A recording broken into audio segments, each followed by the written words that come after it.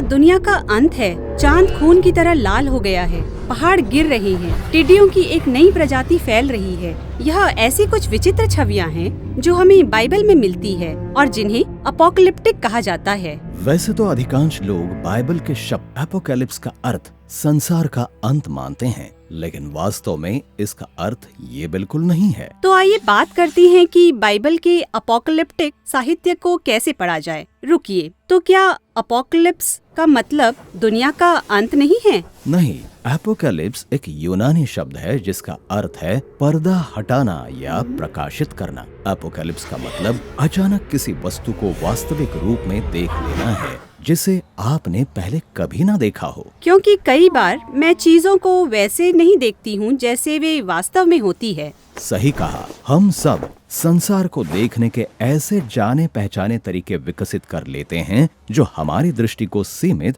या धुंधला कर देते हैं। इसलिए अपोकलिप्स एक प्रकाशन के समान है। सही कहा। अब बाइबल में प्रकाशन तब होता है जब परमेश्वर पर्दा हटाकर किसी को ईश्वरीय दृष्टिकोण से ये दिखाता है कि वास्तव में संसार में क्या हो रहा है।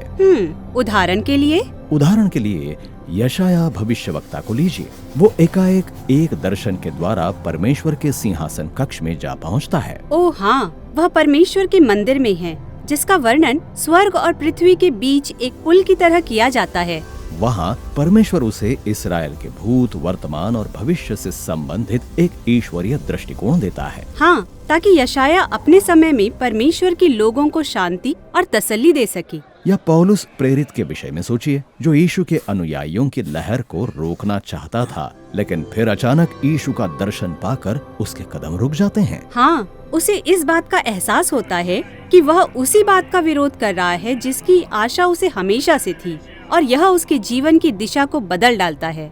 तो ये एपोकैलिप्स लोगों को उनकी पृथ्वी की परिस्थितियों से संबंधित एक स्वर्गीय दृष्टिकोण देते हैं। या आपको आशा दे सकते हैं या फिर चुनौती, या आपसे सब कुछ बदलवा सकते हैं। अब ये तो बाइबल के उन लोगों की बात हुई जिन्हें एपोकैलिप्स या ईश्वरीय प्रकाशन मिले थे। बाइबल की पुस्तकों में पूरे खंड है जहाँ कोई भविष्यवक्ता एपोकैलिप्टिक संबंधित ईश्वरीय स्वप्न और दर्शन का विस्तार से वर्णन करता है। लोग इसे एपोकैलिप्टिक साहित्य कहते हैं। इन स्वप्नों और दर्शनों को पढ़ना कठिन है।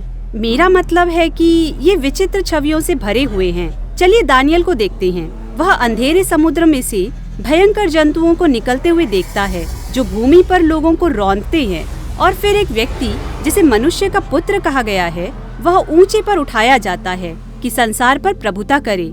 यह क्या हो रहा है? एपोकैलिप्टिक साहित्य काव्यात्मक और काल्पनिक शैली में लिखा गया है और प्रतीकों से भरपूर है। मैं इन प्रतीकों के अर्थ को कैसे जान पाऊंगी? इसलिए सबसे पहले शेष बाइबल का अध्ययन कीजिए। एपोकैलिप्टिक चित्रण बाइबल में दी गई उस रूपरेखा पर आधारित हैं जो उत्पत्ति की पुस्तक में आरंभ होती हैं और फिर पूरी बाइबल में विकसित होती चली जाती है। जैसे बाइबल की आरंभिक पंक्तियों का अव्यवस्थित गहरा जल, जिसे परमेश्वर संसार की रचना करने के लिए दूर नहीं करता बल्कि व्यवस्थित करता है, तो गहरा जल खतरे, मृत्यु और जगत की अव्यवस्था का चित्र बन जाता है। अच्छा, और समुद्र में से जो सूखी भूमि निकलती है वह एक सुरक्षित व्यवस्थित स्थान है जहाँ मनुष्यों को परमेश्वर के सदृश होकर प्रभुता करनी है। हाँ, और पृथ्वी पर जीव जंतु भी हैं जिनकी मनुष्य को देखरेख करनी है, परंतु पढ़ते जाइए और मनुष्य एक पशु द्वारा छले जाते हैं और वे हिंसक पशुओं की तरह ही व्यवहार करने लगते हैं। बिल्कुल। कभी कभी कोई भविष्यवक्ता आपको बता देता है कि उस प्रतीक का अर्थ क्या है, जैसे दानियल में, जहां हमें बताया गया कि वे जंतु हिंसक मानवीय राज्यों का प्रतीक हैं।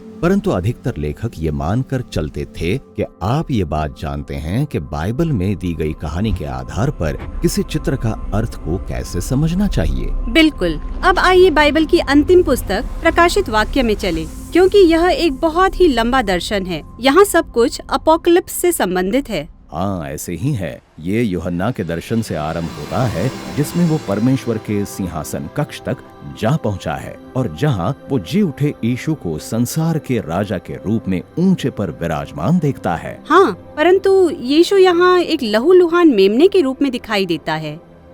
ये एक चित्रण है कि कैसे यीशु इस्राएलियों के फसह के पर्व और प्रायश्चित के दिन का वध किया हुआ मेमना है। उसने अपनी जान जगत के पापों के लिए दे दी। और फिर यूहन्ना एक बड़े अजगर को देखता है जो ऐसी आत्मिक शक्ति है जो पृथ्वी के हिंसक साम्राज्यों को क्रियाशील करती है, पर जगत के सच्चे राजा यीशु ने उसे निकाल फेंका है। हाँ, अब मुझे याद आया कि जब मैं प्रकाशित वाक्य पढ़ी तो जगत में हो रहे विनाश और हिंसा को देखकर मैं अचरज में पड़ गई थी। मेरा मतलब है यह बार बार होता है। हाँ, प्रकाशित वाक्य में परमेश्वर के न्याय के 7 चक्र वाले 3 भाग हैं। ये एक और चित्रण है जो जल प्रलय, 10 विपत्तियों, बेबीलोन के निर्वासन और बहुत सी और कहानियों को एक साथ जोड़ता है। ये ऐसा समय होगा जब मनुष्य संसार में इतनी अधिक हिंसा और मृत्यु का कारण होगा कि परमेश्वर उन्हें आत्म विनाश के हाथों सौंप देगा। उत्पत्ति 1 के सृष्टि निर्माण का एक तरह से उल्टा होगा,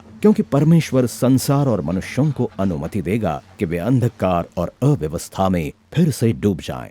यह तो गंभीर बात है। सो तो है, पर याद रखिए कि उत्पत्ति 1 में परमेश्वर अंधकार और अव्यवस्था पर अपने प्रकाश और जीवन से जय प्राप्त करता है। इसी प्रकार प्रकाशित वाक्य में यीशु की मृत्यु और जगत की मृत्यु, जैसा कि हम जानते हैं, उस नवनिर्मित सृष्टि की ओर ले जाने का मार्ग बनाते हैं जो यीशु के पुनरुत्थान के साथ आरंभ हुई थी।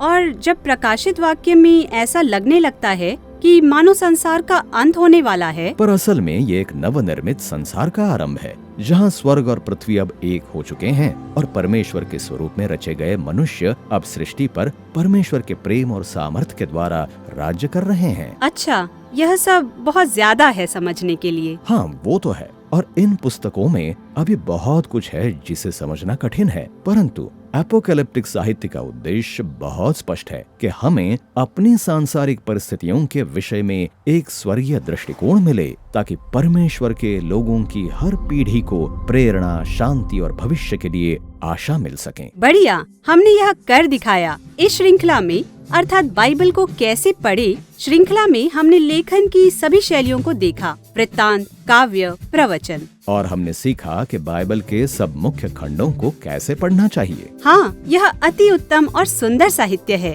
और मैं देख सकती हूँ कि क्यों बाइबल मानव इतिहास को सबसे अधिक प्रभावित करने वाली पुस्तक में से एक है। हाँ, हर भाग उस संयुक्त कहानी में सटीक बैठता है जो यीशु तक हमें पहुँचाती है और हमें आमंत्रित करती है कि हम उसे जीवन भर पढ़ें और उस पर मनन करें। आपकी बाइबल में एक बिल्कुल नया संसार खोजे जाने की प्रतीक्षा कर रहा है।